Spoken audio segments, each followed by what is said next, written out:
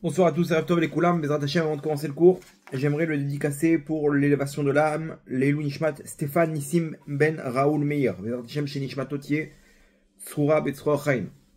Deux petites annonces juste avant de commencer rapidement. La première, c'est que vendredi, Rosh Chodesh, donc c'est vendredi 28 février, on a la tfila de la Géoula. Ensemble, on se réunit à 16h heure israélienne, 15h heure française, et États-Unis, Canada, 10h du matin. Ok, ensemble au même moment, vous prenez quelques secondes, quelques minutes, un petit Teilim avec vos mots, demandez à Hachem la Géoula, Berachamim, on en a besoin rapidement, le plus rapidement possible, et ensemble, on a plus de force. Donc c'est pour vous rappeler un petit peu ceux qui ont l'habitude de nous suivre, que tous les Rosh Chodesh on faisait cette prière de la Géoula. La deuxième annonce, c'est au niveau du Sefer Torah et du Tikkun HaNiftarim. On est vraiment, Akadosh Baruch Hu m'a donné ce cadeau, la possibilité de mettre en place ce Tikkun HaNiftarim, ainsi que ce Sefer Torah. On est en train de mettre en place, de mettre en place un Sefer Torah, d'acquérir un Sefer Torah avec l'argent du Tikkun HaNiftarim qu'on va mettre en place. Ce Sefer Torah, il va être pour l'élévation de l'âme de Rabbi Nachman Mibreslev, Rabbi Nachman Ben Fege, qui disait lui-même sur lui, Anina Rametaer Mikol Abgamim, je suis un fleuve qui purifie, donc la Neshama, de tous les dommages, de toutes les tâches. Et lorsqu'on fait ce Tikkun HaNiftarim, ok, il y a le lien de la vidéo explicative dans la description. Lorsqu'on fait ce Tikkun HaNiftarim, déjà on arrive à faire descendre une lumière, un habit spirituel sur la Neshama de nos défunts pour qu'ils puissent trouver leur place. Lorsqu'on avec l'argent, on utilise ça pour faire un Sefer Torah au nom de Rabbi Nachman. Donc, premièrement, on a une part dans le Sefer Torah, ok. Nerle Echad, Nerle Mea. Lorsqu'on allume une bougie pour 1, on peut allumer aussi une bougie pour 100. Ce Sefer Torah, on peut mettre 2000 personnes si on veut, pour l'élévation de leur âme. Et donc, on donne des mérites à Rabbi Nachman, et en parallèle, on s'élève avec lui, et on espère qu'il puisse nous aider dans ce tikkun-là, de la meilleure des manières, combiné avec un pidyon nefesh, que Maran Achida il dit qu'on peut faire sur les niftarim. Donc, c'est vraiment un cocktail incroyable, un événement unique, ok, pour qu'on puisse donner une lumière à nos défunts, comme si ils ont réalisé toute la Torah et les mitzvot, comme si qu'ils étaient tzadikim. Imaginez-vous la lumière qu'on peut faire descendre. On a essayé de mettre tout en place, selon les Mekoubalim, selon la Rabbi Nachman et selon les Pidyon Nefesh, tout ce qu'on peut donner pour un défunt. Donc, on va le faire. Celui qui veut participer, c'est 200 shekels par nom. Ok, 200 shekels par nom. Et vous venez me voir sur tovhm26@gmail.com. Sur mon mail, tovhm, T-O-V-H-M, le H et le M, 26@gmail.com. Vous me donnez tous les prénoms et les prénoms de la maman, la mère, et à ce moment-là, je vous dirai la marche à suivre pour la tzedaka, et voilà, donc je vous invite à y participer, vraiment c'est unique, et c'est la moindre des choses qu'on peut faire pour nos défunts. Ceux qui veulent faire ça pour eux, pour la tzlacha, la parnassa, vous pouvez venir me voir aussi, on vous glissera dans cette action, Bezrat Hashem. Passons au cours maintenant de ce soir. Le cours de ce soir par rapport à l'actualité, bien entendu, comme on essaie de faire toutes les semaines, la paracha de la semaine, et Purim, on rentre Bezrat Hashem, donc vendredi c'est Rosh Chodesh Hadar, et on rentre dans le mois de Hadar, et le mois de Hadar c'est un mois qui est propice pour des délivrances, pour des grandes délivrances, en particulier avec une délivrance pour tout ce qui fait référence à la Perse. La Perse c'est qui aujourd'hui? L'Iran, ok? Donc on arrive face à une confrontation inévitable. Une confrontation inévitable. On a vu des petits échanges l'année dernière.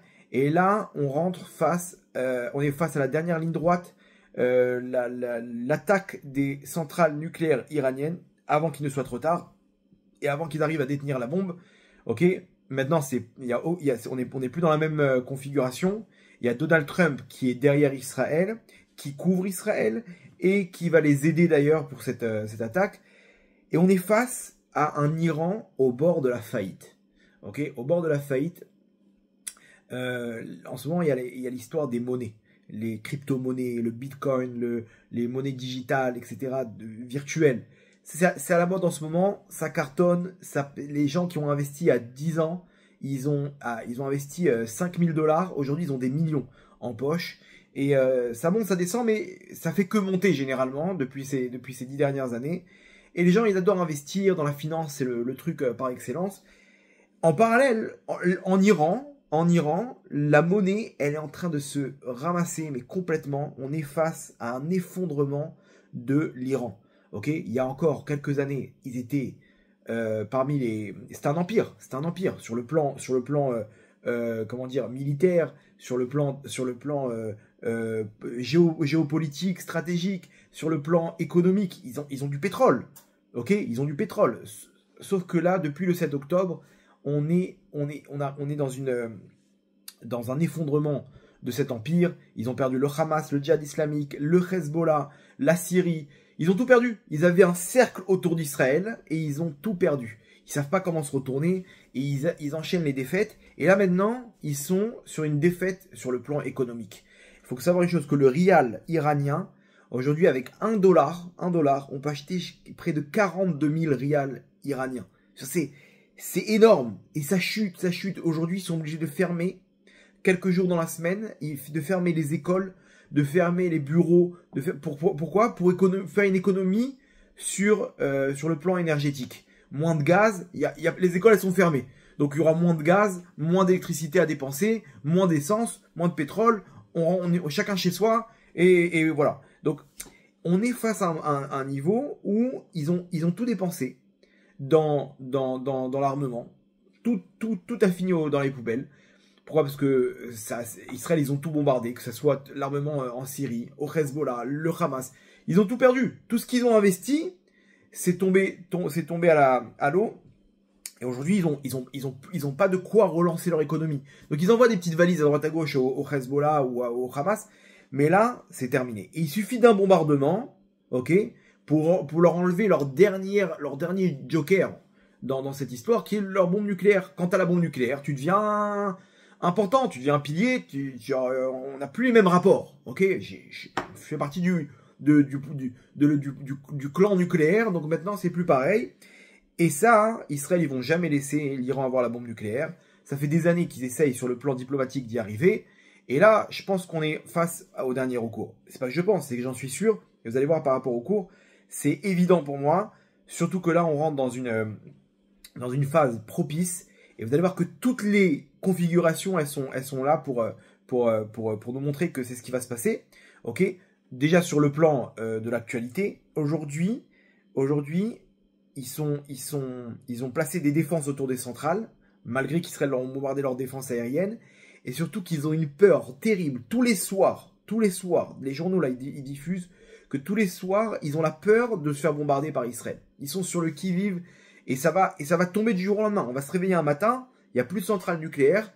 Ok, Israël, ça fait 20 ans qu'ils préparent des plans, ils ont toutes les configurations possibles, et ils vont le faire. Et Trump, il est derrière eux, et allez savoir s'il va pas attaquer avec eux. Ok. Et s'ils attaquent avec eux, les États-Unis, c'est terminé, c'est tout l'empire qui s'effondre, l'empire iranien. Et c'est là, c'est dans les prochains jours à Botaï. Préparez-vous, ok, à une grande délivrance dans les prochains jours. Ok, moi je le ressens très fort et vous allez voir la suite. À la fin, j'espère que vous allez partager ce sentiment. Mais en tout cas, préparez-vous à danser dans les rues. Jusqu'au mois de Nissan, le Ham Israël, il va être témoin d'une grande délivrance. Et on a assez souffert, je pense que vous êtes d'accord avec moi. Aujourd'hui, c'était l'enterrement des Bibas. Donc, une maman chérie avec ses 2 enfants, Ariel, 4 ans, et Kfir, 9 mois, qui ont été kidnappés par le Hamas et qui ont été assassinés atrocement. Et il y a aujourd'hui il s'est passé aujourd'hui quelque chose chez le Ham Israël. Tout le monde a été touché par cet événement, ok, de près ou de loin. Et ça a réveillé quelque chose. Vous allez voir qu'il y a un lien. Il y a aussi un 4e corps qui est arrivé avec eux. Ok, un certain Oded Lipschitz. Vous allez voir, lui aussi, il ramène quelque chose dans ce message qu'on va essayer de comprendre ensemble. Et avec l'Iran, avec les monnaies virtuelles, on va essayer de faire ensemble un petit business plan Bezrat Hashem pour la Géoula. Je vous demanderai juste d'accrocher vos ceintures et on va essayer de joindre tout ça à Purim et à la page de la semaine. Ok, donc accrochez vos ceintures et Bezrat Hashem, je vous ramènerai chez vous après tous ces Chidushim. Il y a un midrash. le Midrash il nous ramène sur le déclenchement de la Géoula. Comment la Géoula s'est déclenchée en Égypte? Il y a eu un événement qui a été la goutte d'eau qui a fait déborder le vase. C'est le Midrash nous raconte l'histoire d'une femme. Donc les hommes et les femmes ils travaillaient dans le ciment, dans la boue, dans les briques, dans la construction. Et Paro il inversait les rôles. C'est-à-dire qu'un homme lui il aime travailler dans les grandes lignes, il aime s'évader, il aime faire des grandes choses. OK? Et une femme elle est plus dans le détail. Ok. Maintenant, qu'est-ce qu'il a fait Paro? Il a échangé les rôles. Il a mis les hommes dans le détail. C'est-à-dire, il les a mis dans la couture, dans les trucs, et les femmes, il les a mis dans la construction. C'est-à-dire, les femmes, elles étaient en train de moudre la paille avec le ciment pour faire des briques, etc. Et ils se retrouvaient à marcher, à piétiner comme ça, tout ce mélange, pour pouvoir faire des briques. Et à un moment, il y avait une femme, elle était enceinte. Et elle travaillait, elle a pas eu de congé de maternité, vous comprenez bien. Et elle était à son terme, elle avait mal, elle souffrait, elle était au soleil. Et au bout d'un moment, elle a couché sur le ciment, quoi, sur cette, en train de piétiner comme ça. Elle a accouché, et malheureusement le bébé il est né, mais il est mort tout de suite. Il s'est noyé là-bas dans le ciment, alors qu'elle allait chercher un bébé dans cette histoire-là, dans un sable mouvant comme ça. Et il est mort. Le bébé, il est mort devant ses yeux. Elle a pris le bébé et elle a commencé à pleurer. Elle a commencé à pleurer. Et jusqu'à que l'ange Gabriel, il a pris cette neshama du bébé. Donc la neshama du bébé, elle est montée. L'ange Gabriel, il a pris la neshama du bébé et il l'a amené devant Akadosh Baruch Hu. Il lui a dit, maître du monde, jusqu'à quand? Voilà un de tes enfants qui vient de mourir encore. Jusqu'à quand tes enfants ils vont souffrir? Jusqu'à quand tes enfants ils vont souffrir? Et les pleurs de la maman, ils se sont joints à l'argument de Gabriel, ou plutôt, on va dire, c'est les prières et les pleurs de la maman pour son enfant qui ont fait monter cette neshama par l'intermédiaire de l'ange Gabriel jusqu'à Hachem. Et Hachem, à ce moment-là, il a entre guillemets tapé du poing sur la table et a dit stop. Stop, c'est terminé. Il restait encore du temps pour l'exil qui était prévu. Bon, c'est des comptes qui étaient prévus pour décrocher la Torah. Mais Hachem, il a dit stop. Maintenant, on ramène la Géoula. En parallèle, pourquoi c'est la goutte d'eau qui a fait déborder le vase? Parce qu'en parallèle, il y a eu l'enterrement de Paro. Et ils nous disent, nos sages, en fait, c'est plutôt la Torah, dans les versets de la Torah qui nous disent, Vaïzaku, donc on nous dit comme ça, Vaï bayamim arabi ma'em, donc ce fut, dans ces nombreux jours, Vayamot melech Mitzraim. Et il est mort le roi d'Égypte. Ok, donc enterrement, tout le monde en congé. Imaginez-vous, jusqu'à maintenant, ils n'avaient pas le temps de prendre conscience. Ils étaient constamment en train de travailler. Vayamot melech Mitzraim, Vayanuchu ben Israël mina avoda. Et ils se sont reposés les ben Israël de la avoda. Et de là, regardez ce qu'on nous dit, Vaïzaku Vatal Shavatam El Elokim. Et ils ont crié, et elle est montée leur plainte à Hachem. Qu'est-ce qui s'est passé? Quoi, ils n'ont jamais prié avant ça? Ils ont prié, mais ils n'étaient pas arrivés à cette conscience de dire, mais jusqu'à quand on va souffrir? C'est quoi cette galoute? On est coincé, on n'a pas... Jusqu'à maintenant, ils étaient pris dans leur galoute, mais bon, ça va, on est habitué, quoi. Quelqu'un qui souffre, au bout d'un moment, il s'y habitue. D'un coup, quand on te sort de tout ça, tu dis, ouais, mais c'est quoi cette galoute? Mais qu'est-ce qu'on fait? Nous, les enfants d'Abraham, Yitzhak et Yaakov, on se retrouve là à souffrir par une poignée d'Égyptiens là avec des fouets qui nous disent quoi faire et lever des briques et des trucs alors qu'Hachem il a prévu une alliance avec lui, ce qu'il a promis à Abraham Avinu, Brit Ben Ametarim, il lui a promis une Torah, Ve'etzu Be'rush Gadol, il va sortir avec plein de lumière, avec cette Torah qui va se matérialiser. Et qu'est-ce qu'on fait? On tape des briques, on mélange du ciment et on fait de la couture, des trucs, des pertes de temps. Et là, ils ont pleuré, c'est sorti de leur tripes. Vata'al shavatam el Elokim. Et donc, elle, cette femme-là, c'était la goutte d'eau qui a fait déborder le vase. Elle, sa prière, elle a fait tout monter, toutes les prières, tous les pleurs du Ham Israël. Et là, c'est terminé. Akadosh Baruch Hu, tout de suite, il a dit à Moshe, libère mon peuple. Et là, ça a commencé. Alors, cette histoire, c'est exactement la même. Une femme qui perd ses deux enfants, selon alors on pourra jamais confirmer ça, mais apparemment selon l'autopsie des corps, les bébés ont été assassinés avant leur mère. Ils disent que même un mois et demi avant leur maman, ils ont été assassinés. C'est-à-dire, j'ose même pas m'imaginer, ok, ce mois qu'elle a dû passer. Elle est enfermée avec ses deux enfants. Donc imaginez-vous l'horreur pris en otage par des monstres. Et ces monstres, ils ont assassiné ces enfants, comme ils l'ont fait le 7 octobre devant les yeux de leurs parents. 36 enfants en tout, qu'ils ont assassinés. Alors des fois, ils ont assassiné les parents devant les enfants, des fois les enfants devant les parents. Et là, imaginez-vous, elle sait qu'ils ont tué ses enfants. Quoi, ils n'ont pas pris ses enfants comme ça, ils sont pas bêtes, ils savent très bien que les enfants, donc, elle vit avec la perte de son enfant.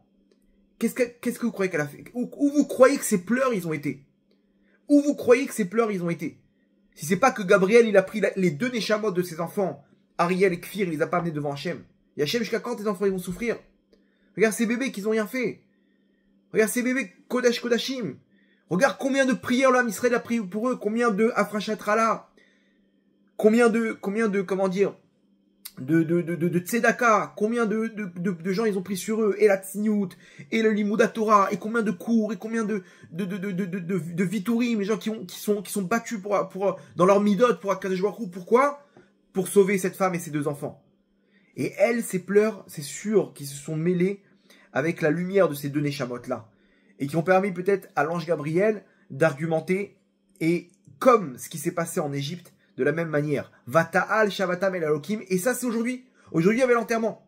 Ok? Et tout l'âme Israël a participé de près ou de loin à l'enterrement. Sur place ou avec le cœur, on était tous présents. Et là d'un coup les gens ils ont pris conscience d'une chose. Mais c'est quoi cette galoute dans laquelle on est?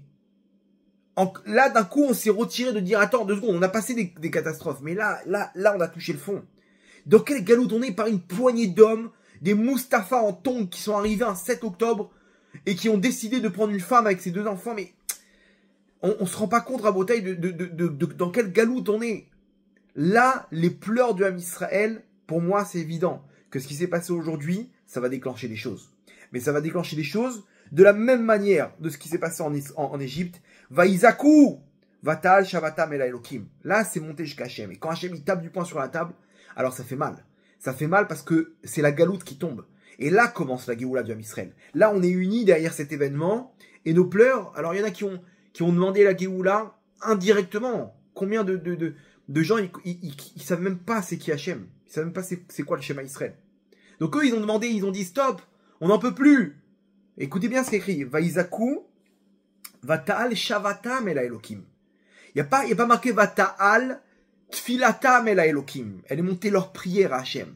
Elle est montée leur plainte. Leur plainte. C'est quoi Shavatam? Leur espoir. On aimerait tant sortir d'ici. C'est-à-dire que c'est même pas dans une expression. C'était peut-être un cri du cœur comme ça. C'était peut-être une pensée qui est montée jusqu'à Hachem. Tout, que ce soit des pleurs, des prières, des pensées, tout ça c'est monté à Hachem. Maintenant aujourd'hui, alors à l'époque c'était quoi? Parce qu'ils n'avaient pas de quoi prier, ils étaient face à des idoles. Dans tous les coins de l'Égypte, il y avait des numéros bis et je sais pas comment ils s'appelaient ceux-là. Donc ils pouvaient pas prier. Tu pries, ça va dans les forces du mal. Il y a des statues partout. Ok. Donc là-bas ils avaient pas le choix. Aujourd'hui on n'est pas dans l'idolâtrie, on est dans le niveau au-dessus. Ok. Le niveau au-dessus c'est quoi? C'est l'athéisme. On connaît pas Hachem. Mais donc on peut pas prier, mais il y a des plaintes. Ces plaintes-là, elles montent à Hachem. Vaïzakou, ils ont crié, et tout ce qui s'est passé derrière, toutes les expressions possibles du mal de cette galoute, tout est monté à Hachem. De dire à Hachem, stop, on peut plus Hachem. Et là, l'ange Gabriel, il vient avec ses 2 Neshamot. Pas 2 Neshamot. Et il dit, stop Hachem. Là, ça y est. On peut plus souffrir comme ça. Jusqu'à quand ils vont souffrir tes enfants, Hachem? Et ça, c'est ce qui s'est passé. Ok, Rabotai. C'est le Midrash avec l'ange Gabriel. C'est pour moi le parallèle avec cet enterrement. Et pour moi, c'est évident que la suite des événements, les suites des événements, c'est des événements positifs. Préparez-vous. Je vous dis, je sens, mais vraiment très fort par rapport à l'analyse qu'on va faire ensemble, que là, on est face à de grands miracles pour l'âme Israël. Préparez-vous à danser pour Hachem, à danser pour la Géoula et pour la délivrance. Ok, parce que là, ce qui s'est passé, ça ressemble beaucoup à ce Midrash. Et derrière, c'est ce qui a suivi, c'est les événements de la Géoula. D'un autre côté, je ne sais pas si vous vous rappelez, il y avait des cours, vraiment, c'était exactement ce qui s'est passé dans le mauvais côté. Toutes les guerres, tout ce qui s'est passé avec l'Iran, tout ça, je me rappelle, c'était des trucs qu'on ramenait dans l'interprétation de l'actualité. On disait, Rabotai, vous vous rendez pas compte, on est face à une guerre terrible. Je vais ramener le rêve d'une femme. On avait pris sur le Teilim. Comment dire, peut-on éviter la prochaine guerre en Israël? Allez voir ce cours-là, rien que les 5 premières minutes, c'est exactement la description de ce qui s'est passé le 7 octobre. Ok, avec l'Iran, la chute de l'axe du mal.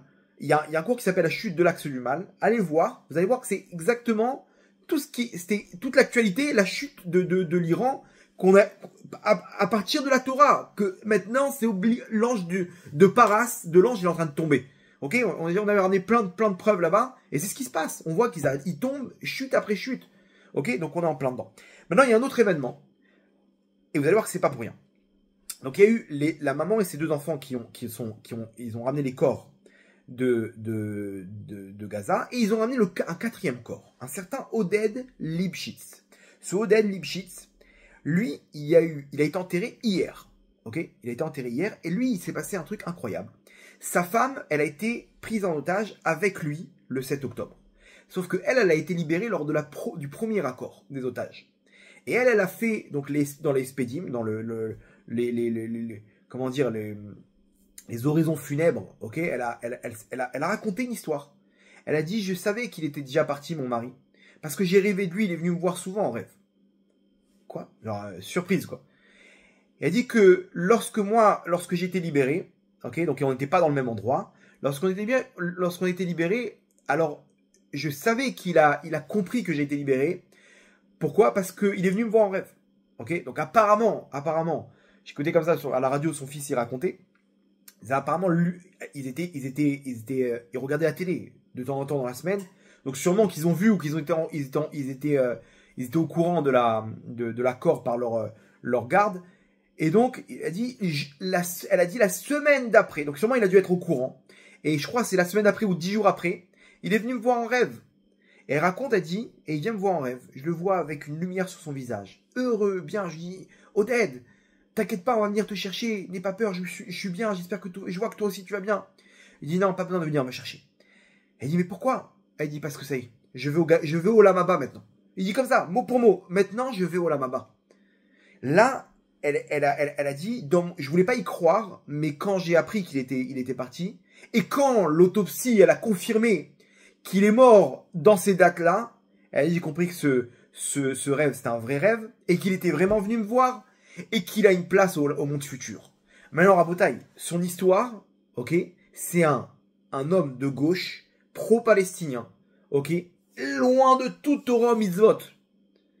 Genre, le pauvre, il n'a pas connu, on n'est pas là pour juger, hein, Chas Shalom. Il n'a pas connu, je vous donne les données pour vous dire que c'est un gars, on n'aurait pas misé 1 centime sur lui. Si vous avez donné son profil, je lui ai dit, qu'est-ce que tu penses? Lui, il a part au monde futur ou pas? Rabotai, il a part au monde futur selon ce rêve. Selon ce rêve, ça correspond exactement avec les dates. Et il lui dit, je vais au monde futur, je vais au Olamaba. Mais comment tu vas au Olamaba? Pour aller au Olamaba, il te faut un habit spirituel. Pour ça, il faut des mitzvot, Rabotai. Il faut de la Torah. Comment il a réussi? Rabotai, c'est simple. Il a fait son tikkun sur terre. Lui, il était pas là pour finir le chasse, pour finir le Talmud, il était là pour faire ses mitzvot. Il avait une mission. C'était un des fondateurs du kibbutz. Ok, il s'est occupé de la terre d'Israël, il s'est occupé de la défendre, il s'est occupé de ses proches.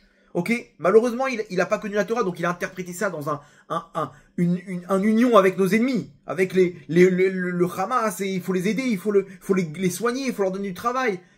Miskin, il a pas su mettre ses bonnes midotes ses valeurs de shalom et d'union dans le bon. Ok, mais il avait ça en lui, et il a utilisé.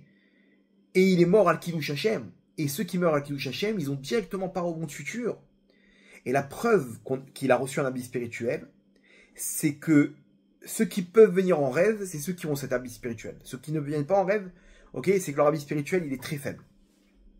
Donc, Rabotai, quel est le parallèle entre d'un côté la Géoula imminente avec l'événement tragique de la famille Bibas, et le 4e qu'Hachem nous met de l'autre côté pour nous dire, ok, il y a aussi ce rêve que lui, il a part au monde futur. Donc bien entendu, on peut dire que c'est évident que ses enfants et leur maman, ils ont part au monde futur de la même manière, ok. Mais surtout une chose, c'est qu'Akadosh Baruch Hu, il nous dit, mes enfants, investissez dans la bonne monnaie. Il y a aujourd'hui ces monnaies virtuelles. Vous aussi, il faut investir dans la monnaie spirituelle. Parce que tout va s'écrouler maintenant. L'Iran, ils vont tomber, Israël, ils vont bombarder, tout va s'écrouler à Rabotaï. Tout va s'écrouler, il n'y a plus de pétrole, le monde, l'économie, tout ça, tout va s'écrouler. On rentre dans la Géoula, les missiles vont partir dans tous les sens. Quand ça va partir à Rabotaï, on ne pourra plus revenir en arrière. La Géoula, elle va commencer. La Géoula, elle va commencer à Rabotaï, et ça commence comme tous les midrash. Vous connaissez ce midrash où Akadosh Baruch Hu, il fait en sorte que, à la fin des temps, on va se retrouver en guerre avec l'Iran. Et l'Iran, ils sont Midgarim, Bemelech Aravi, avec le roi de Aravi, donc c'est les sunnites. Ok, on connaît l'histoire, ils vont se suicider à la fin. Ils vont vouloir détruire le monde. Allez savoir s'ils ont pas déjà fabriqué des bombes nucléaires. Et on va bombarder, et à la fin, ils vont envoyer des bombes nucléaires dans tous les sens. Allez savoir si la Corée du Nord, ils leur ont pas fourni des bombes nucléaires. Ok, ils n'ont pas réussi à créer les bombes nucléaires, à les fabriquer. Mais peut-être qu'ils en ont 2-3, qu'ils ont racheté en Corée du Sud, en Corée du Nord. Donc, on peut pas savoir ce qui se passe, mais comprenez que les Midrashim nous ont dit à la fin des temps, il y aura une confrontation avec l'Iran. Et l'Iran, ils vont vouloir détruire le monde. C'est écrit noir sur blanc. Mais j'ai dit attention, mes enfants, n'ayez pas peur. Pourquoi? Qui Giazman Geoulatrem. Parce que le temps de la Géoula est arrivé. C'est-à-dire, en gros, conclusion, quand ça va partir en tous les sens avec l'Iran, c'est le temps de la Géoula. Comme ça s'est passé à Purim, que Purim, c'est dans à peu près 2 semaines. Au mois de Hadar, ok? Et juste après Nissan, le mois de la Géoula. Donc, on est en plein dedans à Rabotaï. Maintenant, à notre tour d'investir. Mais pas d'investir dans le rial iranien, ni dans le bitcoin, ou dans tous ces Hachem, il te met ces monnaies virtuelles, ok? Quoi, tu l'as entre les mains, ton bitcoin, tes crypto-monnaies, tu les as entre... Non, c'est dans mon fichier, dans mon dossier là-bas, je sais pas quoi. Dans le compte que j'ai ouvert là-bas. C'est-à-dire que c'est du bluff. Rabotaï, il faut savoir une chose. C'est que ton habit spirituel aussi, tu le vois pas, ok? Mais tu as un compte là-bas de monnaie, pas de monnaie virtuelle, mais de monnaie spirituelle. Et à nous d'investir dans la bonne monnaie avant que tout s'écroule. Le marché, il va s'écrouler. À la fin, les mitzvot, elles auront plus la même valeur à Rabotaï. Si on fait tchouva au moment où tout s'écroule, ok? Et que maintenant il y a des miracles dans tous les sens, ça y est, ces mitzvot, elles ont plus de valeur. C'est devenu du rial iranien. C'est maintenant qu'il faut que tu investisses dans cette monnaie. Parce qu'à la fin, on va tous se retrouver au monde futur. Et c'est ça ce que Hachem nous dit, mes enfants. Lui, il a réussi son parcours. Il a réussi avant la ligne d'arrivée, il a réussi à atteindre son monde futur, sa part monde futur. Donc, ce rêve-là, il nous fait comprendre, investir dans le bon endroit avant que tout s'écroule. Là, c'est la Géoula, ok? On a compris. Très bien. Tout va s'écrouler, ça va partir dans tous les sens avec l'Iran, on a compris. Ok, alors, pense à toi, investis. Si tu veux, ce rêve-là, il vient te montrer qu'il faut que tu investisses. Comment investir à Rabotaï? L'investissement, nous dit le Rachash. Vous allez voir le parallèle entre l'Iran, ok, et le vrai investissement. La vraie monnaie où il faut investir à Rabotaï, c'est la Torah. La Torah nous dit le Rachash, Rechovot Anahar, Daftet, page 9, Amouda Dalet. Il nous dit que toute l'abondance qui vient dans ce monde, ok, il y a un tsinor, il y a un flux spirituel qui va donner une existence à ce monde, ok. Ce tsinor là de la lumière, ce flux, il s'appelle la Torah, ok. La Torah, elle peut se matérialiser par des actes, par des paroles, par des pensées, ok. Quand j'étudie la Torah, je fais tout en même temps. Quand je fais une prière, c'est que des paroles, ok. À part si c'est une prière quand quelqu'un qui est en danger, alors ça prend une mitzvah de la Torah. Ok, quand je mets la tzedaka, c'est un acte, c'est une mitzvah. Mais tout ça, c'est la Torah. Tout ça, la source, c'est quoi? C'est la Torah. C'est-à-dire que je fais des actes qui vont me donner une existence, qui vont me donner qui vont m'accrocher au Emet. Pourquoi? Moshe Emet, Vetorato Emet. Le Emet, la vérité, ce qui existe vraiment dans ce monde-là et dans le monde futur, c'est la Torah. Quand tu es relié à cette lumière de la Torah, ok, pas forcément dans l'étude, mais dans tout ce qui se matérialise dans ce monde, en action, en parole ou en pensée, de cette Torah, qui est le plan d'Hachem. Quand tu es en dehors de cette Torah, tu es dans du vide. Tu es dans de la crypto-monnaie qui vaut rien. Tu es dans du rial iranien. Ça n'a aucune valeur. C'est-à-dire que du jour au lendemain, il peut y avoir une attaque, une cyberattaque, d'un coup, t'avais le mec, il avait 220 000 dollars investis dans le Bitcoin, il a tout perdu. Pourquoi? Parce qu'en fait, il s'est fait pirater. De la même manière qu'on peut te prendre ton portefeuille, on peut rentrer dans ton compte, ok, et te prendre tes crypto-monnaies. Pourquoi? Parce que c'est du virtuel. Donc dans le virtuel, il y a aussi des attaques virtuelles. Mais il y a une chose qui émette et que personne ne peut te prendre. C'est tes mitzvot, c'est tes actions dans ce monde-là. Ce que tu fais, ok, t'es en train d'investir de ton nefesh dans les mondes d'en haut. C'est la seule chose qui donne des forces dans ce monde-là, c'est la Torah. Ça, c'est la vraie monnaie rabotaille, ok, comme dit le Rachash. C'est là-bas que t'investis, ok. Et le problème, c'est que tout le monde veut prendre de cette lumière, et sinon on la prend pas, c'est les forces du mal qui s'en servent.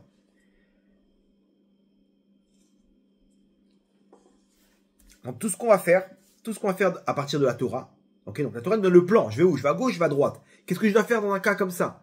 Je dois donner cet argent, je dois récupérer cet argent. Est-ce que ce que j'ai fait dans mon travail, c'est du vol, pas du vol? Donc je vais demander à un rave. Tout est Torah. Rabbi Nachman Breslev, il dit même que quand je discute d'affaires avec un client, il faut penser que avec Emouna, ok, de dire que tout ça, ça vient d'Hachem, et essayer de réfléchir, est-ce que c'est permis ou interdit selon la Torah, pour pouvoir donner une bracha à ma parnassa. C'est-à-dire que je vais accrocher mes négociations dans le côté commercial de la vente à la Torah. Pourquoi? Parce que je vais réfléchir. Attends, j'ai le droit de faire ça. J'ai le droit de lui dire ça. Aujourd'hui, on fait les bourrins. Le mec, il vient, il dit tout. Attends, tu l'as dit que le crédit d'impôt, ça marche pas dans ce cas-là? On n'est pas obligé de tout lui dire. J'ai parlé avec mon rave, c'est bon. C'est une perte d'un... Mais attends, mais pourquoi tu contournes? C'est ridicule. Tu veux la bracha ou pas? T'es en train de perdre ton temps là. Tout de suite, tu vas gagner un chèque en bois. C'est dommage. Tu veux pas du vrai argent? T'as des faux billets là. Comment? Comment je fais? Connecte-toi à la Torah. Essaie de réfléchir. C'est permis, c'est interdit. Quand tu fais ça, tu te connectes à la Torah, tu te connectes à ce qui est vrai. Et donc, la chose, elle a de la force dans ce monde-là.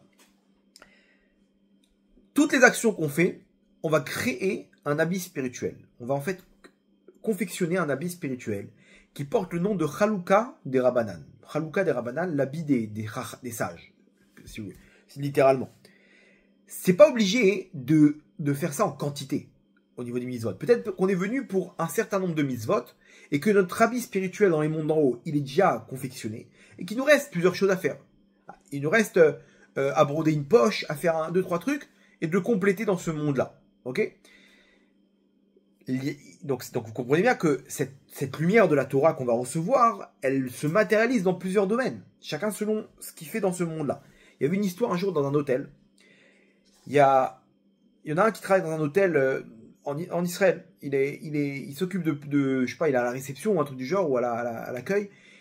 Et à 1h30, tous les jours, il faisait mincha. Non, il faisait mincha. C'était pas évident de réunir Minyan, parce qu'il y en a qui sont occupés, quoi. On peut pas faire tout le monde une pause, parce que il y a un mec qui débarque maintenant. S'il y a personne pour l'accueillir, on fait quoi? Donc à 1h30, ils essayaient au maximum de se retrouver pour Mincha. Mais non, ceux qui faisaient Mincha là-bas dans l'hôtel, ils étaient une douzaine. Donc des fois, ils en mettaient 1 ou 2, 3, ça dépend s'il y avait du monde, et ils pouvaient pas faire Mincha. Donc des fois, ils allaient choper des clients, ok, dans le lobby. Vous voulez nous faire Mincha, vous voulez nous compléter? Et là, ils ont cherché, et au bout de 20 minutes, ils trouvent pas, ils sont 9, il leur manque 1. Et ils voient un mec en train de lire le journal, il comprend qu'il est loin de tout ça, et il dit bon, au moins, je peux l'accompagner, je peux tenter le coup. Et il a dit, monsieur, excusez-moi, je peux vous déranger 10 petites minutes? Il plie son journal, il dit oui, comment je peux vous aider? Il dit oui, on veut faire Mincha. Et on doit être 10 pour ça. On a besoin d'un dernier qui nous complète juste pour répondre Amen. Il dit quoi? C'est tout. Vous continuez à lire votre journal, mais vous dites Amen avec nous. C'est tout. Vous pensez juste à compléter les 10 personnes. Ok, il n'y a pas de problème. Il se lève, il plie son journal. Il se lève et il marche avec lui vers l'endroit. Et là, il y en a un qui était à la réception, qui attendait de se libérer d'un client pour foncer faire Mincha, qui se libère. Il dit c'est bon, j'arrive. L'autre, il voit ça, il dit, ah, alors c'est bon, vous n'avez pas besoin de moi. Il dit, si vous voulez prier avec nous, alors vous êtes le bienvenu. Il dit, moi, je connais pas. Et il est reparti s'asseoir. Il a fait quelques pas, il a plié son journal, il a fait quelques pas, il est reparti s'asseoir. Plusieurs mois, plus tard, celui qui a organisé Minyan là-bas, il a rêvé. Et il voit quelqu'un avec une lumière sur son visage. Et il lui dit, je suis venu te dire merci. Il dit, ok, avec plaisir, vous êtes qui? Je vous connais. Il lui raconte l'histoire. Il dit, il y a quelques mois, je suis venu dans l'hôtel où tu travailles, tu m'as demandé de compléter Minyan, et j'ai plié mon journal. Et bien sûr, je me rappelle très bien. Il dit, alors voilà, je veux que tu saches, ok, que cette mitzvah que j'ai voulu faire de compléter le Minyan, chaque geste que j'ai plié le journal, et chaque pas, il a alimenté ma neshama d'une lumière immensément grande qui me sert aujourd'hui d'atteindre ma place.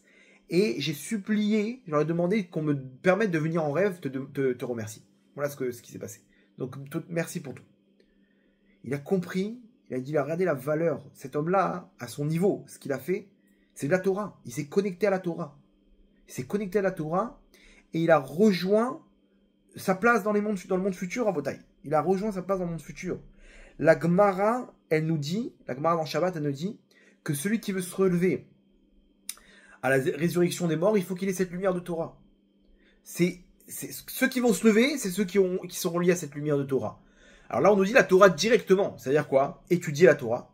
Ou, alors la Gemara pose la question, on dit, mais attends, les femmes, ils sont pas obligés d'étudier la Torah. C'est quoi? Alors les pauvres, elles vont pas se lever. Non, si elles ont permis à leur mari d'étudier la Torah, c'est-à-dire elles n'ont pas fait les lourdes. Non, tu restes avec moi ce soir. Mais attends, mais j'ai mon cours. Non, ça sert à rien. Je veux pas que tu étudies. Laisse-le étudier, c'est toi qui es gagnante, Sadika. Ou que ses enfants, ou qu'elle a aidé, elle a donné une tzedaka pour l'étude de Torah. Ça, c'est la tzedaka la plus forte. Les gens, ils donnent à des pauvres, ils donnent pour l'étude de la Torah, tu reçois une lumière comme si tu as étudié la Torah. Et en plus, généralement, ils sont pauvres, ceux qui étudient la Torah. Donc, tu as fait d'une pierre deux coups, tu veux le donner à des pauvres, donne pour l'étude de la Torah. Celui qui a son maaser, il doit dire, voilà, il attrape un mec, ok, il dit, vous étudiez la Torah? Voilà, tout de suite, je veux partager votre lumière. Et c'est même pas un 50-50, c'est un 100 et 100. C'est comme une bougie. Une bougie, elle perd pas de sa lumière. Donc, la lumière de la Torah, elle permet à un homme de revenir sur terre. Comment? Il faut une lumière, il faut Chalouka des Rabbanan. T'as pas cet habit spirituel, tu peux pas revenir. Tu peux pas te balader dans les mondes supérieurs. Et comment on le fait? Avec la Torah. Rabotaï, donc je vous fais une petite parenthèse, une petite page publicitaire. Comprenez que ce qu'on fait dans le Tikkun Aniftarim, c'est exactement ça.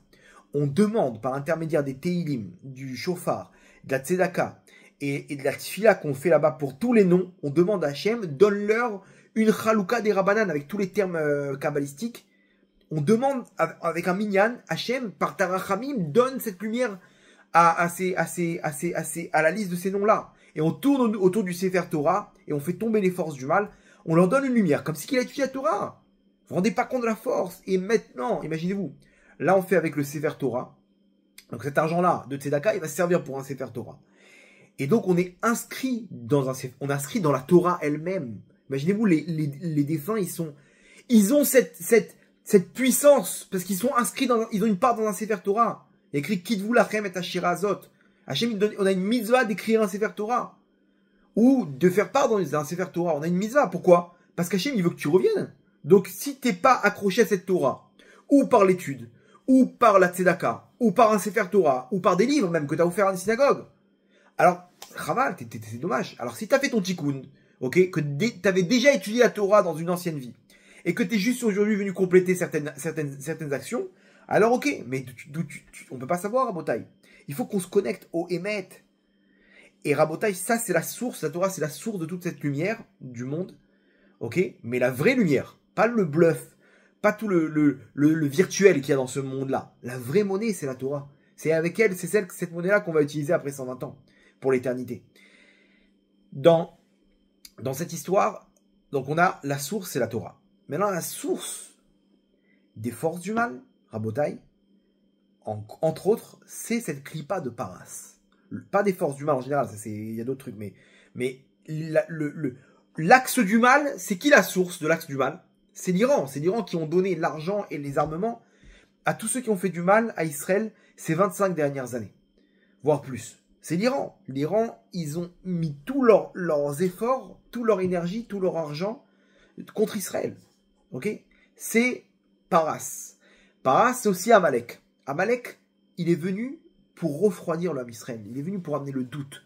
cette force du mal-là, elle empêche le dévoilement de la royauté d'Hachem sur terre. Maintenant, bizarrement, Amalek, quand est-ce qu'il est apparu? Quand on a affaibli nos mains de l'étude de la Torah. Il y a marqué là-bas que quand ils sont sortis de Rephidim, l'endroit qui s'appelle Rephidim, c'est là que Amalek est arrivé. Rephidim, nos sages nous disent, c'est quoi Rephidim? Rafou Yedem mais à Torah. Ils se sont un peu genre, ça y est la Torah quoi. Ils se sont un peu déconnectés de la Torah. Quand tu te déconnectes de la Torah, il y a l'équivalent. Donc la Torah, elle permet de te donner les actes de faire d'Hachem un roi sur terre. Donner une existence à ce monde-là, que ce monde-là, il est venu pour la royauté d'Hachem. Si tu te déconnectes de ce Tsinor, alors l'autre Tsinor, l'équivalent dans les forces du mal, Paras, l'Iran, Amalek, il intervient. Quand tu te déconnectes, tu sors de Rephidim, alors attaque Amalek. Va y avoir Amalek. C'est là qu'Amalek il intervient. Maintenant regardez comment c'est fort. Dans la Megillah, c'est le reproche qu'ont fait les sages à Mordechai. Mordechai, il vient de sauver le Ham Israël. Tout le monde connaît l'histoire, ok? Il vient de faire un acte énorme. Il a placé sa nièce là-bas, à Rajvorach. Il a tout compris. Il a fait tout ce qu'il faut sur le plan spirituel pour sauver le Ham Israël. Et on nous dit à la fin de la Megillah, Ratsouy, Lerov et Chav. Il était accepté par la plupart de ses frères. C'est-à-dire, ses frères, on parle du Sanhédrin, les grands d'Israël. Maintenant, on aurait pu penser qu'après un événement comme ça, ils vont le mettre en tant que leader du Ham Israël, le grand d'Israël. C'était qui le grand, le Gadol Hador, le grand de la génération de l'époque, Mordechai à Yehudi? Eh ben non, figurez-vous qu'il était même pas dans le top 3. Je crois qu'il était dans le numéro 4 au Sanhédrin. Et il a été dégradé, rétrogradé, pardon. Ouais, je sais plus comment, c'est quoi le terme. Et pourquoi? On nous dit Ratsou il est Rovechav. Il était accepté par la plupart de ses frères. La Gemara dans Megillah dit, je comprends pas. Il n'était pas accepté par tous ses frères. Il y en a qui lui disaient, tu t'es trompé, Mordechai. Tu n'aurais pas dû agir comme ça. Attends, mais tu rigoles. Je viens de sauver l'Am Israël. Qu'est-ce que tu veux qu'on fasse? La Gemara nous explique que Mordechai, avec toute cette histoire, il a dû forcément se retirer de l'étude de la Torah. Il avait sûrement une grande yeshiva, il avait sûrement plein d'élèves.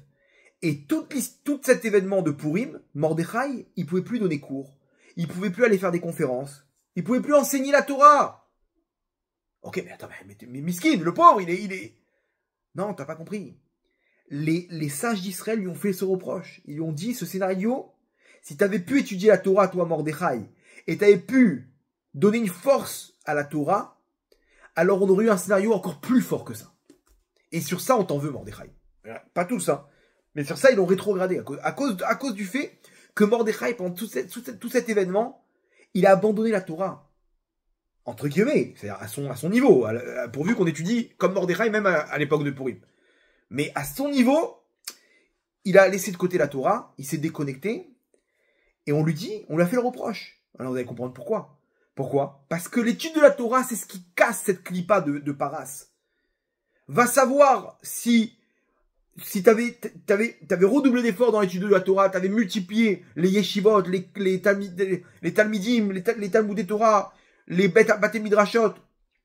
Peut-être que Esther, elle aurait même pas dû passer par finir avec ce fou furieux de Achashverosh. Peut-être qu'il y aurait un miracle encore plus grand pour le Ham Israël. Et le Ham Israël aurait fait une plus grande tchouva. Peut-être qu'il y aurait eu la Géoula pour le Ham Israël à ce moment-là. Toi, quand tu étudies moins la Torah, tu te déconnectes de cette lumière. Et donc, tu donnes des forces à Amalek, que tu as réussi à vaincre dans tous les cas. Mais pourquoi t'as donné... Dans cette épreuve, tu as donné plus de force à Amalek. On aurait pu faire encore plus grand que ça. Et ça, ils ont fait le reproche. Vous vous rendez compte? Pourquoi vous comprenez aujourd'hui? Parce que la Torah, c'est la source de toute la lumière dans ce monde. Quand tu te déconnectes de cette source-là, tu te connectes à la source des forces du mal, qui est la tête du serpent aujourd'hui, de tout le mal, qui est l'Iran. Ok? Donc, Amalek, aujourd'hui, la source, c'est l'Iran. Et il est en train de tomber. C'est ça la bonne nouvelle, c'est que Rabotaï, tous les efforts qu'on fait, quand on voit que l'Iran, il est en train de faire faillite, et que la Syrie, ils sont tombés, et que le Hezbollah, ils ont supplié un cessez-le-feu, ok, alors qu'ils étaient 10 fois plus forts que le Hamas, et que le Yémen, ils sont fait bombarder dans tous les sens, ok, ils n'ont plus rien. Et vous savez que pire que ça, cette semaine, il s'est passé un truc, je sais pas si vous avez remarqué, mais même la Russie, ils ont lâché l'Iran. Là, c'est incroyable. Trump, il prend parti de la Russie. Jusqu'à maintenant, les Russes, les Américains, avec Biden, ils étaient avec l'Ukraine dans le conflit. Ils donnaient des armes, ils leur donnaient des milliards de dollars d'armement à l'Ukraine. Avec l'Europe, et ils ont fait des sanctions terribles à la Russie. Et la Russie, ils n'ont pas réussi à vaincre. Ils sont embourbés là-bas en Ukraine. Ok. Trump, il vient, il dit ça, stop cette guerre-là, elle m'a saoulé. On va pas continuer à armer l'Ukraine. Hein. C'est terminé, on coupe tout. Il a coupé tous les ponts. L'Europe, ok, quand ils ont dit maintenant, mais vous allez abandonner l'Europe, il a dit, qu'est-ce qu'il a répondu? Il a dit, il y a une très belle mer qui nous sépare avec l'Europe. Genre, qui se débrouille, c'est leur problème. Moi, j'ai pas, c'est pas mes affaires, l'Europe. Ok, maintenant il vient et il veut organiser un accord de cessez-le-feu avec l'Ukraine et la Russie. Mais là-bas, qu'est-ce qu'il fait? Il donne tout ce que Poutine y veut. Il dit, Poutine, c'est mon ami. Je vais régler l'histoire. Donc, Zelensky, tu vas te calmer, ok? Tu vas te calmer avec à faire à mettre le désordre là-bas dans l'histoire. Stop, on va faire un cessez-le-feu, ok? Il n'y a plus d'armes. Poutine, c'est bon, hop, qu'est-ce que tu veux? On t'organise, très bien. Je t'envoie ça. Et Poutine, maintenant, il a Trump à ses côtés. Il va tout recevoir. Mais le problème, c'est quoi? C'est que Trump, il est avec Israël. Et il est contre Gaza. Et il est contre le Hamas. Et il est contre l'Iran. Allez savoir s'il va pas même bombarder avec Israël. Maintenant, la Russie, ils sont avec l'Iran. Et jusqu'à maintenant, la Russie, ils faisaient comprendre à Israël indirectement, l'Iran, il nous donne des drones, il nous donne du pétrole. Si vous touchez à l'Iran, vous touchez à nos intérêts. Donc, ils avaient leur base en Russie. En Syrie, si jamais il y avait le moindre escadron d'avions israéliens qui sortait d'Israël, la Russie, tout de suite, ils auraient prévenu l'Iran et ils seraient même intervenus. Ils auraient donné des informations et voilà. Aujourd'hui, ils sont fait évacuer de la Syrie et maintenant, ils vont pas oser perdre ce joker de Trump qui leur donne tout sur un plateau, qui permet à Poutine de sortir grand de cette histoire. Donc regardez Hachem, le scénario qu'il fait, l'Iran aujourd'hui, ils ont tout perdu, même la Russie. Alors que c'était les premiers à leur envoyer des drones et des missiles. Ils ont tout perdu, l'Iran. Donc Rabotaï, ça va tomber. Ça va tomber, sauf que là, on est en pleine Géoula. Pour moi, ce qui s'est passé aujourd'hui avec l'enterrement, c'est des pleurs qui sont montés jusqu'à Hachem. Ces Neshamot, elles sont montées avec Hachem, et c'est sûr qu'Akadosh Baruch Hu, il va amener des choses incroyables. On le voit, l'actualité nous montre, ok? Mais surtout, Akadosh Baruch Hu, il nous donne un message. Mes enfants, ne perdez pas, n'investissez pas dans cette galoute. Voyez bien, prenez conscience qu'il n'y a que moi qui peux vous sortir de cette galoute. Il n'y a rien d'autre dans ce monde.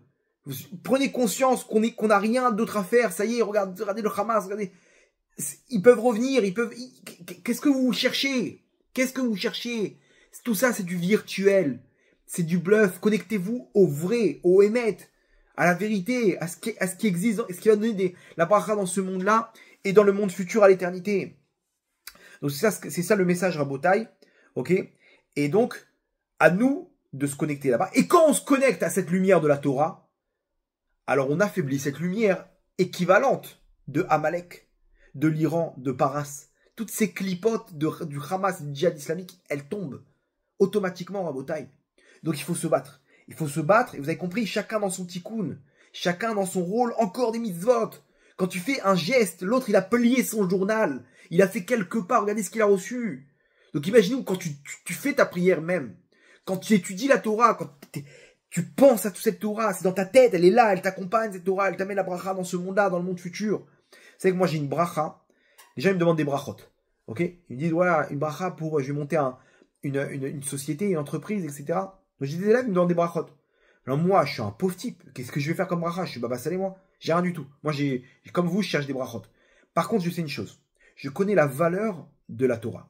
Et je sais très bien que Akadosh Baruch Hu, cette Torah-là, elle n'est pas de moi. Je suis moi-même spectateur avec vous. Je vois comment je vois que Hachem, il m'a donné ce cadeau de diffuser la Torah. Et je vois que ça marche. Et je vois qu'il y a des chidushim. Et il y a Hachem, il me donne en abondance. Et je partage, et je sais que c'est des chidushim qui ont vraiment de la valeur, Et quand et donc je sais qu'il y a forcément un lien avec la Torah. Quand on essaie d'analyser ensemble tout au long des cours. Donc, je sais qu'il y a un lien avec la Torah. Ça, je peux te le proposer. Je sais que ce lien-là que j'ai avec la Torah, ok, je peux m'associer avec toi. Et te donner cette bracha. C'est tout ce que je peux faire comme une bracha. Bien, je te fais une bracha au cas où, ça marche. Mais derrière, je leur dis, voilà, aujourd'hui comme ça, j'ai fait avec un de mes élèves, je lui ai sorti un billet, ok. Je lui ai dit, viens, on fait comme le rabbi. Je lui ai écrit sur le billet, je lui ai dit, voilà, que le mérite de la Torah, il te protège. Va, toi et moi, on est associés, d'accord? Bezrat Hashem, je cherche pas une parnassa, mais après, pense à la Torah. Pense à la Torah et on fait comme ça. Et pour moi, c'est évident que ça va marcher. Pourquoi? Parce qu'il est relié à la Torah. Alors bien sûr, s'il y a pas d'autres, il y a pas des avérotes ou quoi que ce soit. Mais c'est comme ça que ça marche. Tu viens, tu t'associes avec la Torah. Moi, je peux te donner cette bracha-là de la Torah. Accrochez-vous à cette Torah. T'as un collègue à côté de chez toi, tu prends. T'as forcément quelqu'un dans ta famille qui étudie la Torah. Attrape-le, tu lui dis, je peux avoir une part avec toi. Je peux avoir une part avec toi. J'ai un proche de ma famille, depuis le début, il m'a dit, voilà, je commence à travailler, je veux que mon maaser, je veux m'associer avec toi. Aujourd'hui, il a ouvert 2 boutiques. Il a commencé, je me rappelle, il m'a donné 50 €. Aujourd'hui, il a sa 2e boutique qu'il a ouvert, ok. Et je vous passe les détails. Une abondance incroyable. Pourquoi? C'est pas moi, c'est la Torah. Il aurait pu faire ça avec quelqu'un d'autre. C'est la Torah, Rabotai. Quand t'es relié avec la Torah, tu réussis, à part s'il n'y a pas des avéroles. Le mec, il fait souffrir sa femme. Ok? Ou il fait du forex, ou il fait des... C'est normal, tu veux quoi? Tu peux pas avoir le beurre et l'argent du beurre. Donc, quand bien même, ils gagnent beaucoup d'argent, ces gens-là. Sauf qu'ils ils voient pas passer l'argent. Mais connectez-vous à cette Torah. Ou vous-même, sois une Torah toi-même. Va à des cours de Torah. Fais des mitzvot. Habille-toi de Sanoua, Matzadika. Tu te connectes à cette lumière. Envoie tes enfants étudier la Torah. Donne-leur la possibilité d'étudier. Prends ton mari, tu dis, je t'en supplie, je veux que tu étudies la Torah, ça me fait plaisir. Ça me fait plaisir. Je t'en supplie, fais-le pour moi. Rabotai, accrochez-vous à ce tsinor. Sinon, c'est le tir à Récha. C'est l'axe du mal. C'est là-bas qu'on lui donne des forces. C'est là-bas qu'Amalek qui vient quand on sort de Rephidim, quand on allège nos mains de la Torah, quand on se retire de cette lumière. Par contre, si on se connecte à cette lumière, on fait tomber encore plus l'Iran. Donc, Rabotai, tout va s'écrouler maintenant. Mais venez, on investit dans le bon endroit. On investit dans le bon endroit, Rabotai. La monnaie spirituelle. Alors maintenant, vous allez comprendre un truc.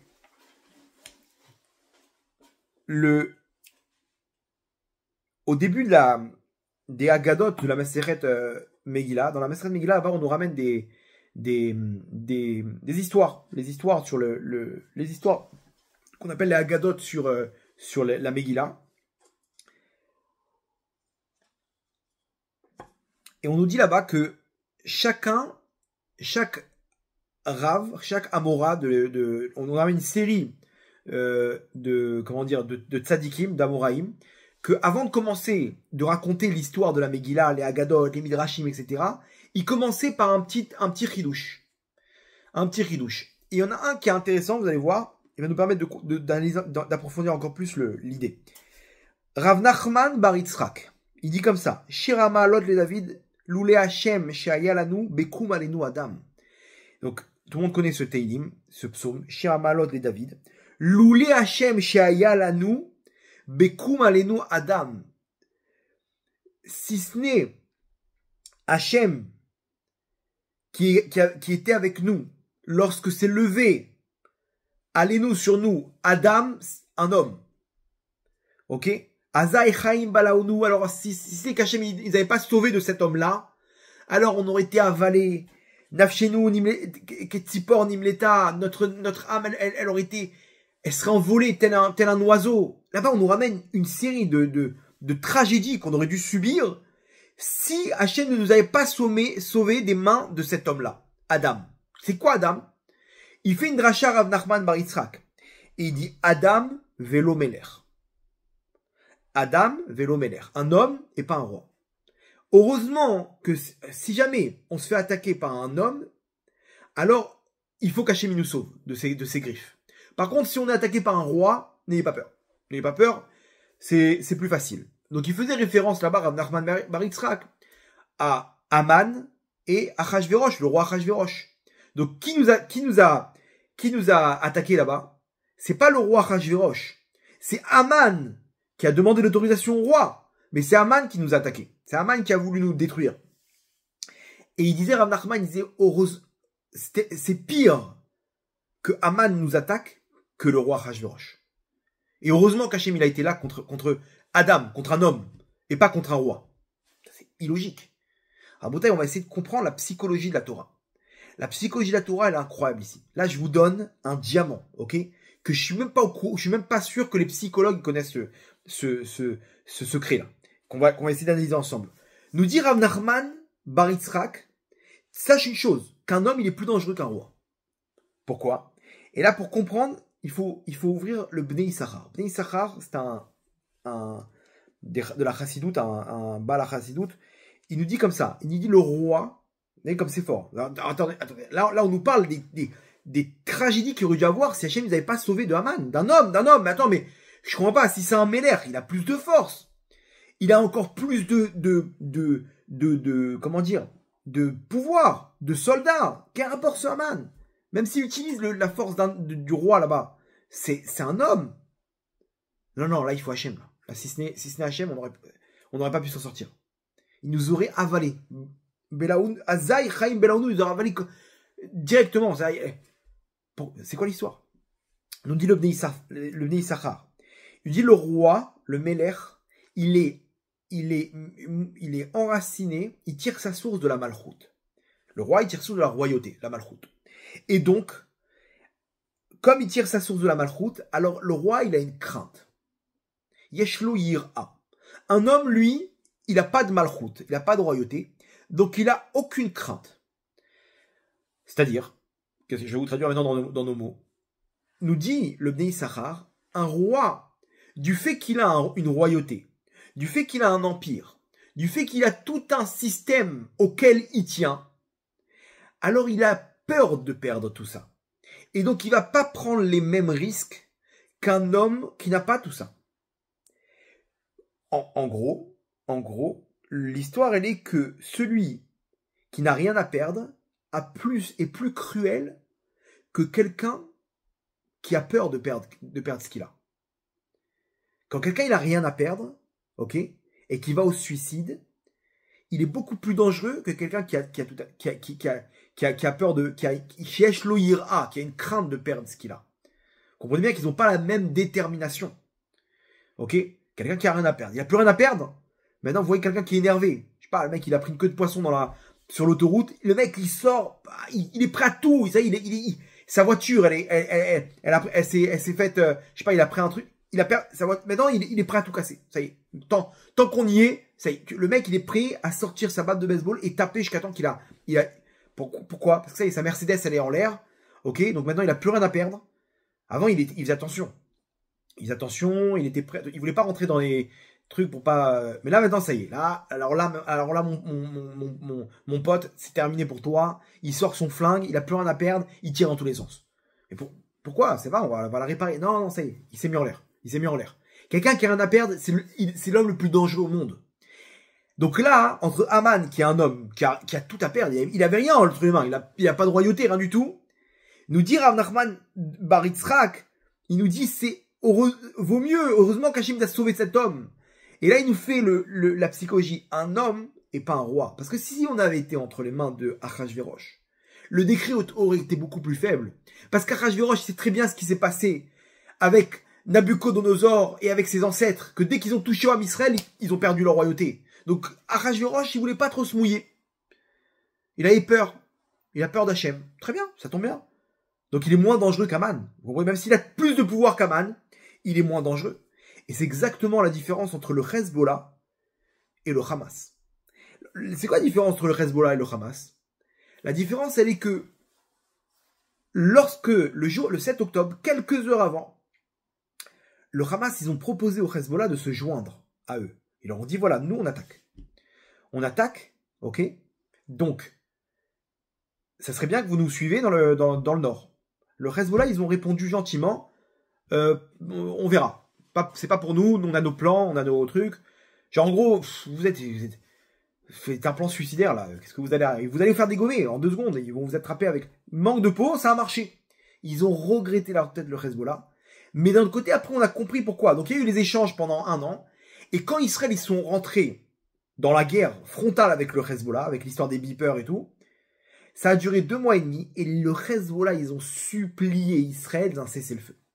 Ils ont fui, ils ont dû fuir le sud-Liban. Et Israël, il s'installe, il leur dit, bon, vous savez, on va rester encore un petit peu au sud-Liban, on est très bien. Le Hezbollah, il bronche pas. Normalement, mais je sais pas, il faisait des canards. Le Hezbollah, il tremblait de peur. Maintenant, vous êtes d'accord avec moi que bizarrement, avant le 7 octobre, on nous disait, vous voyez ce qu'il y a avec le Hamas? Sachez une chose, que quand ça va exploser avec le Hezbollah, ça sera 10 fois pire. Il y aura plus d'électricité, il y aura plus de centrale, il y aura plus d'eau, il y aura plus rien du tout. Ils vont venir, ils vont conquérir le nord d'Israël. Ça sera pire, 10 fois pire que le... Vous connaissez ces phrases-là, hein? Ok, moi aussi je les connais, et je vous les ai ramenées plusieurs fois dans les cours. Bizarrement, ça n'a pas marché. Ils ont pas intervenu, ils ont rien fait, ils ont des petites bombes. Pourquoi ils sont pas rentrés dans la bagarre? Vous savez pourquoi? Parce que le Hezbollah, c'est devenu une armée. Le Hezbollah, c'est devenu une royauté. C'est plus le même groupe terroriste comme le Hamas l'était à l'époque. Et le Hamas, eux, ils ont rien à perdre. Donc ils sont plus dangereux le Hamas que le Hezbollah. Et regardez la suite. La suite, c'est quoi? C'est qu'ils continuent leur délire. Le Hamas, ils sont là encore plus forts. Et le Hezbollah, ils supplient Hachem d'arrêter. C'est quoi la différence entre les deux? La différence, elle est simple. C'est que le Hezbollah, ils ont peur de perdre ce qu'ils ont. Ils ont des millions de dollars. Ils ont tout ce qu'ils veulent. Ils sont pas en galère comme à Gaza, où on leur a stoppé là-bas l'électricité et l'eau ils vivent au Liban librement, le Hezbollah. Ils reçoivent ils se sont bombardés de temps en temps leur convoi d'armement, mais le mec, il peut se balader, acheter ses fruits tranquillement. C'est bon, on est là. Israël, ils sont de l'autre côté de la frontière. Avec Gaza, c'est différent. Israël, il te ferme ta frontière. Il t'étouffe. Donc, t'as tout à perdre. T'as rien à perdre aujourd'hui avec le Hamas. Le Hamas, quand il dit, bon, de toute façon, tu vois pas, on n'a pas d'avenir à Gaza. Donc, on a rien à perdre. Mais le Hezbollah, ils sont bien. On est très bien. On dirige. Ils avaient un plan. Ils avaient un agenda. Donc, tu viens pas, on a tout à perdre. Et on veut pas perdre. Donc, ce qui fait qu'ils sont beaucoup moins dangereux que le Hamas. Et on l'a vu pendant la guerre. Mais là, maintenant, on va aller une étape plus loin. Imaginez-vous l'Iran, l'empire qu'ils avaient. Vous croyez qu'ils ont pas peur de tout perdre maintenant? Ils sont à 2 doigts de la faillite, Rabotaï, et ils veulent pas faire faillite. Donc, 2 choses d'une. Ou ils ont plus rien à perdre. Et à ce moment-là, ils vont rentrer dans l'histoire nucléaire dans les prochains jours. Parce que ça y est, ils vont perdre leur empire.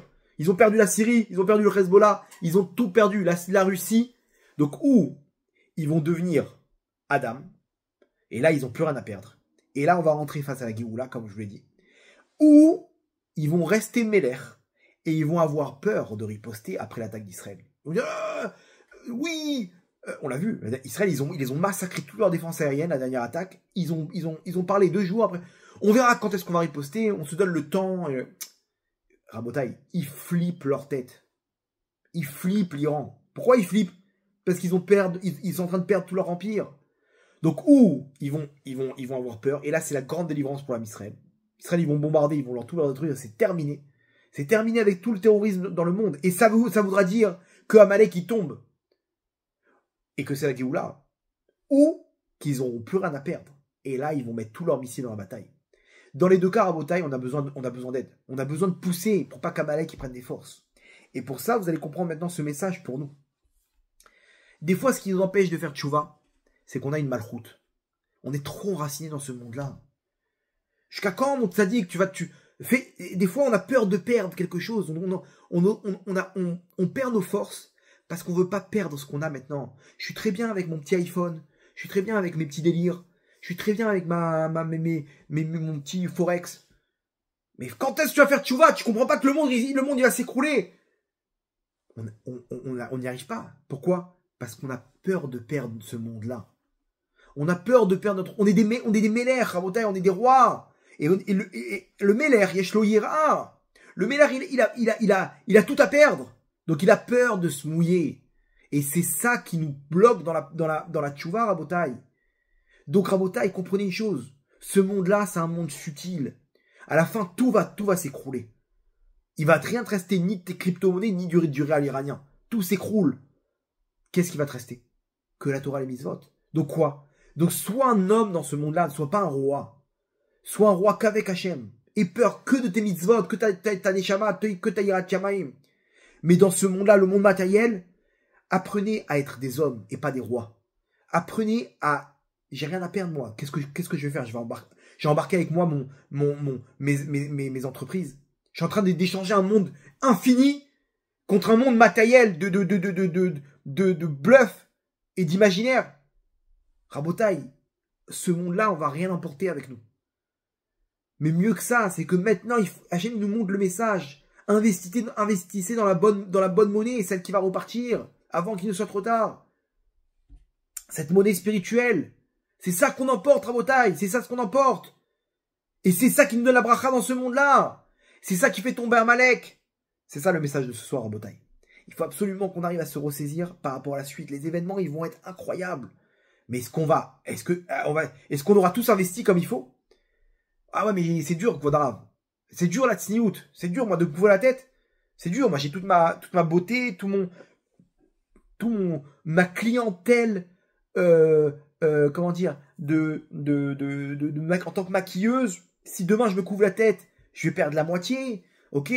J'ai au moins 280 likes par photo. Comment je vais faire, Kvodrav? Mais Matzadika, pourquoi t'investis dans du bluff? Dans du blush, plus exactement. Pourquoi t'investis là-bas? Tu crois que ta clientèle, tu vas pas l'avoir d'un autre côté si t'investis dans cette lumière? Tu crois que Hachem, il est pas capable de te donner plus que ça? Il peut pas faire en sorte que tu sois encore plus heureuse dans ta vie, que tu aies des enfants de sadikim, que ton mari puisse te respecter comme il faut? Pourquoi tu n'y arrives pas? Parce que tu as une petite malroute là-bas de 280 sur Instagram? C'est ça ta malroute? Donc on n'arrive pas à se mouiller, Rabotaille. Faut savoir être à ce moment-là, faut savoir taper du poing sur la table. Faut savoir se dire, mon empire, c'est chez toi, Hachem. Hachem, je suis avec toi. Hachem, je suis avec toi. Je m'en fiche de tout ça. Moi, je suis en mode Adam. J'ai rien à perdre. J'ai rien à perdre. J'ai tout à y gagner. Et à ce moment-là, on gagne et ce monde-là et le monde futur, Rabotaille. Et ce monde-là et le monde futur. C'est exactement la paracha de la semaine. Là, on ferme la boucle. Trouma, la paracha Trouma, c'est quoi? Chacun, il a donné une Trouma. Chacun, il a investi dans le Beth Amikdash, dans le Mishkan, dans le sanctuaire. Moshe, il a dit stop, maintenant Trouma. Et là, ils sont venus, Moshe Rabbeinu, il a dû les stopper. Stop, vous savez combien vous avez donné? Quoi, tu rigoles? On veut tous une part dans la maison d'Hachem. Rabotaï, aujourd'hui, dans le Yerushalayim Shel Mala, dans le Jérusalem d'en haut, il y a le 3e temple. Ce 3e temple, une fois qu'il sera construit, il va descendre spirituellement et les événements ils vont commencer. Est-ce que tu as une pierre là-bas? Est-ce que tu as une brique là-bas? Est-ce que tu as une larme qui s'est matérialisée dans ce Beth Amikdash? Comment on fait? Ben, c'est simple. Trouma, t'as donné toi. T'as senti j'ai sorti l'argent, j'ai sorti de mon nefesh. Le nefesh. Le dam, on appelle ça, qui a dam ou un nefesh. L'argent, on appelle ça les damim. Quand tu donnes de ton argent, tu donnes de ton nefesh. Maintenant, tu peux donner ton nefesh dans une mitzvah. T'as senti que tu t'es surpassé. Là, t'as mis une brique. Là, t'as construit un mur dans le Beth Amikdash. Là, on va voir ton nom, là. Tu vois une petite plaque comme ça, là, pour la réussite avec ton nom. Quoi? Ah, c'est moi, là, sous cette plaque? Bah oui. Viens, je te montre le don que t'as fait. Et Hachem, il va te montrer. Le machar, il va te dire, Kol hakavod matzadika. T'as mis ton Instagram de côté pour la Géoula. Aujourd'hui, je suis là grâce à toi. Et au contraire, t'as été une lumière pour ces autres femmes.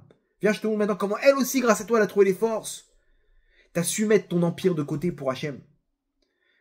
Rabotaï, à nous de jouer maintenant. Si on le fait, non seulement on sera gagnant dans ce monde-là, dans le monde futur, mais on fera tomber l'Iran. On fera tomber Amalek. Le Hamas, c'est Amalek. Le Hamas, c'est Amalek. Aujourd'hui, on veut savoir comment faire tomber. Je suis désolé de vous dire, mais c'est pas avec des chalotes pour les Réalim.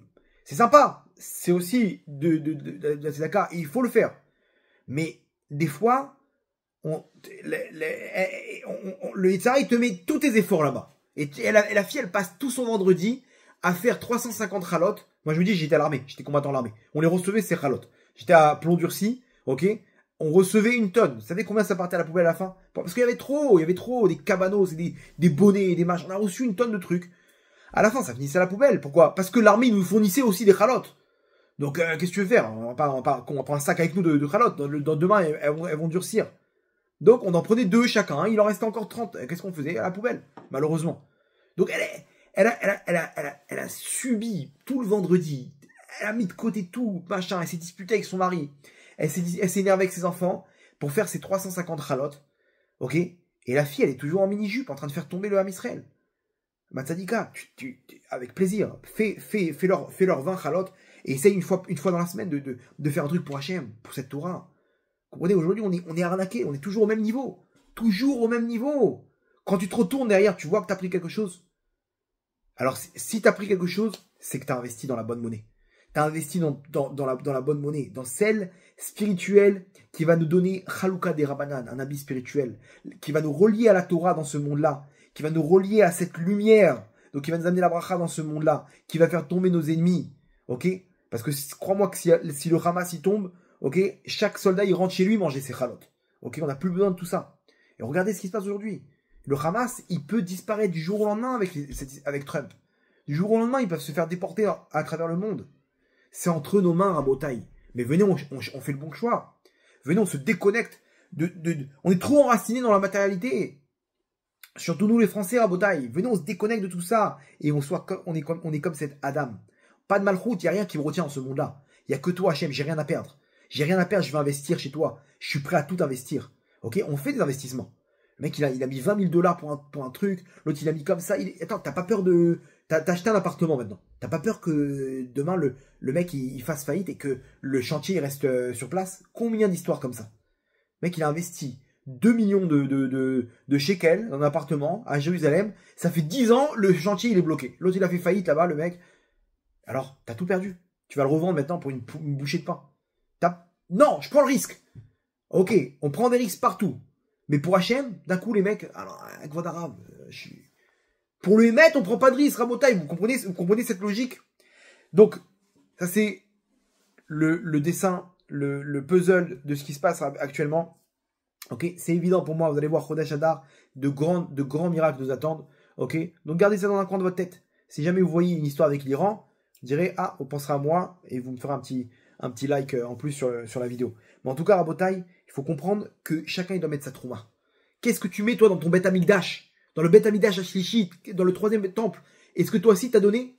Alors là, Hachem, il te demande pas ni de l'or, ni de l'argent, ni des bijoux, ni des perles. Il te demande de toi-même, de ton nefesh. Qu'Adam ou un nefesh. Et c'est à toi. Mais il y a kriv mikem. Tu vas donner de toi. Ça, c'est le vrai sacrifice, Rabotaï. On finit avec une petite histoire. Donc, bien entendu, je vous rappelle pour ceux qui veulent participer au Tikkun Niftarim, ça peut être aussi ceux qui n'ont pas la possibilité de se connecter à cette lumière de la Torah. On peut le faire aujourd'hui. On peut leur donner un Sefer Torah et un Tikkun Niftarim sur Chaluka des Rabbanan. Si vous voulez, tovachem26@gmail.com. Venez me voir et avec plaisir, je vous rentrerai dans cette action. On va terminer avec une histoire incroyable. Ok, si vous l'avez pas entendu, c'est un honneur pour moi de vous la faire découvrir.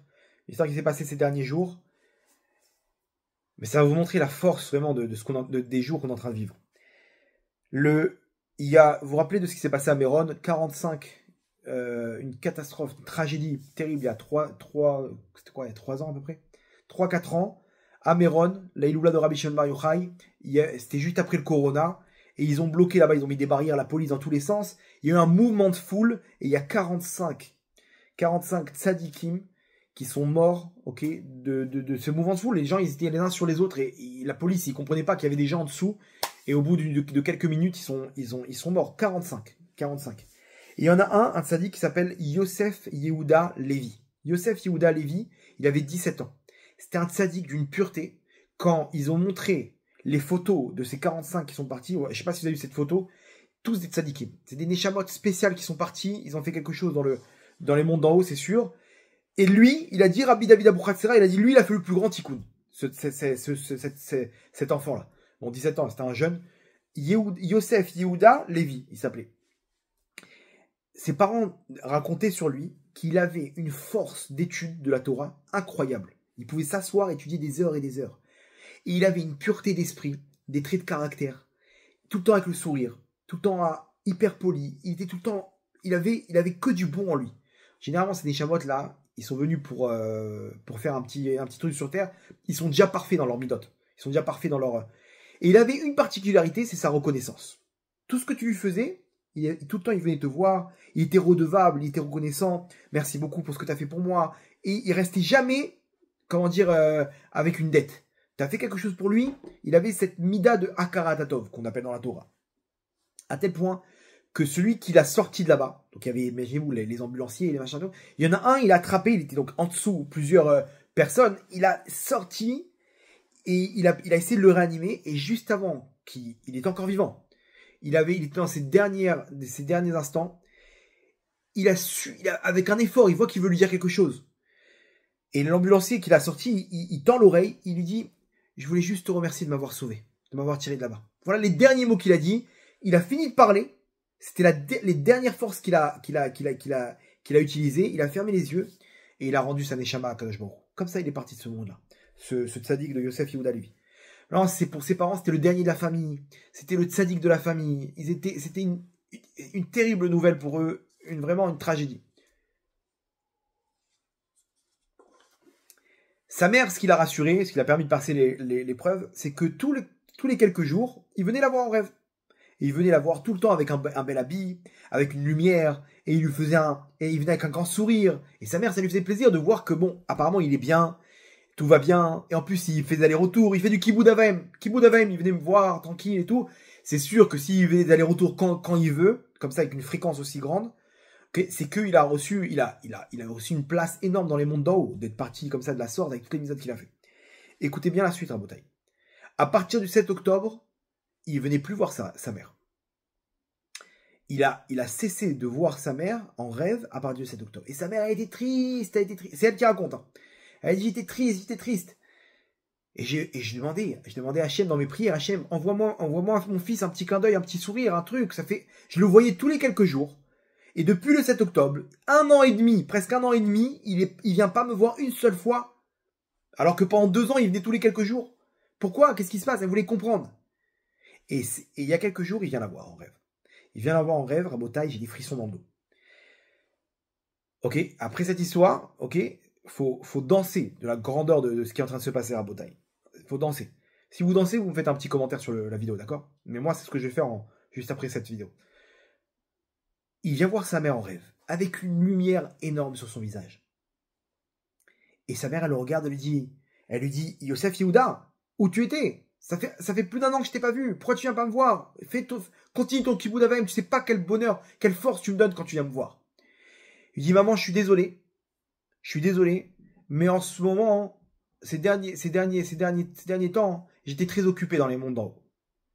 Elle lui dit quoi? Occupé. Qu'est-ce que t'as à faire dans les mondes d'en haut? Explique-moi. Elle lui dit, maman, j'étais très occupé dans les mondes d'en haut et je pouvais pas venir. Elle dit, mais qu'est-ce que tu fais dans les mondes d'en haut pour être occupé ces derniers jours? Regardez ce qu'il lui dit, Rabotai, des frissons dans le dos. Il lui dit, il y a quelques mois, il y a énormément de Neshamot qui sont montés dans le Gan Eden. Entre parenthèses, il fait référence au 7 octobre. Il dit, ces Neshamot, elles ont atteint les niveaux les plus hauts dans le Gan Eden. Le problème, c'est qu'ils n'ont aucune Torah et mitzvot. Et on m'a chargé, avec d'autres, de m'occuper de leur enseigner la Torah. C'est-à-dire que si vous voulez savoir que font les tzadikim dans le Gan Eden, ils étudient la Torah. Mais là, attention, c'est pas comme nous, on étudie, on est relié à la Torah dans les mondes supérieurs et on fait descendre de l'abondance, de la lumière dans les chamas, on n'y voit que dalle. Eux, en haut, quand ils étudient, ils voient en temps réel l'habit spirituel, cette lumière s'améliorer en temps réel. Ils voient l'influence dans les mondes inférieurs de leur Limouda Torah. Et Akadosh Baruch Hu, il descend, il étudie avec eux. Mais qu'est-ce qu'on fait avec quelqu'un qui n'a jamais étudié de sa vie? Tous ces jeunes là-bas de 7 octobre, qui ne connaissaient rien à la Torah et les mitzvot, qu'est-ce qu'on fait avec eux qui montent en haut et dans leur neshama, il y a aucun habit spirituel? Alors, où ils font un tikkun aniftarim, ou Akadosh Baruch Hu, tellement qu'ils sont arrivés à un niveau de Rabbi Akiva, parce qu'ils sont morts à Kiddush Hashem, Donc Hachem, il les garde avec eux, mais qu'est-ce qu'on fait maintenant? Alors venez, vous allez étudier avec nous, on va vous enseigner la Torah. Et lui, ce tzaddik là de 17 ans, ce Yosef Yehuda Lévi, 17 ans, il enseigne la Torah à ceux qui nous ont quittés au 7 octobre. Tous ces soldats, tous ces Kfir et Ariel, ils sont tous là-bas ensemble en bataille. Ils sont en train d'étudier la Torah, ils sont reliés à cette Torah. Non mais vous captez là l'histoire. Donc Rabotai, donc vous avez compris qu'il pouvait plus venir voir sa mère, il est occupé maintenant. Mais ça nous donne un petit clin d'œil de ce qui est en train de se passer actuellement. Akadosh Baruch Hu, il va amener la Géoula. Et il veut amener ses Neshamot dans le Gan Eden. Ce qui s'est passé le 7 octobre à Botaï, on ne se rend pas compte de ce que ça a provoqué dans les mondes d'en haut. Et la Géoula, elle est en train d'arriver. Et pour ça, il faut se connecter à la lumière d'Hachem. Au Gan Eden, ils le font très bien. Ils sont connectés à cette lumière. Mais à nous sur Terre de le faire à Botaï. Parce que là, on arrive à la fin des temps. Et à la fin des temps, quand je il prend les Neshamot des Tzadikim pour donner de la lumière à ceux dans ce monde-là qui n'ont pas eu le mérite de se connecter à cette lumière. Donc qu'est-ce qu'on fait? Donc on les amène à côté de Rabbi Akiva, à côté de ces Tzadikim-là qui ont la place la plus haute et on leur enseigne la Torah. Mais nous, on peut étudier la Torah dans ce monde-là, à Botaï. On est encore vivants. On est encore vivants. Alors oui, on va les aider, nos défunts. Mais venez, on fait ça, les Ilou Nishmatenu, pour l'élévation de notre âme à nous. Venez, on se connecte à cette lumière, à cette mitzvot. Venez, on met de côté tout ce monde matériel. Profite. Gagne ton argent. Mais n'en fais pas une malchoute. Sois pas un mêlère dans ça. Parce qu'après, tu auras du mal. Investis dans la monnaie qu'il faut. C'est ça qu'ils étudient aujourd'hui dans le Gan Eden, Rabotai. C'est cette monnaie spirituelle qui est la Torah, les mitzvot. C'est comme ça qu'on se connecte avec Hachem. Et c'est comme ça qu'on fait tomber nos ennemis. Donc, il y a Ratson, qu'on puisse se connecter avec cette lumière, de la Torah, qu'on puisse se connecter à Hachem et aider à faire tomber les clipotes de Paras dans ce mois de Hadar, propice pour la Géoula qu'on attend. Berachamim Gdolim, Baruch Adonai Leolam, Amen et Amen.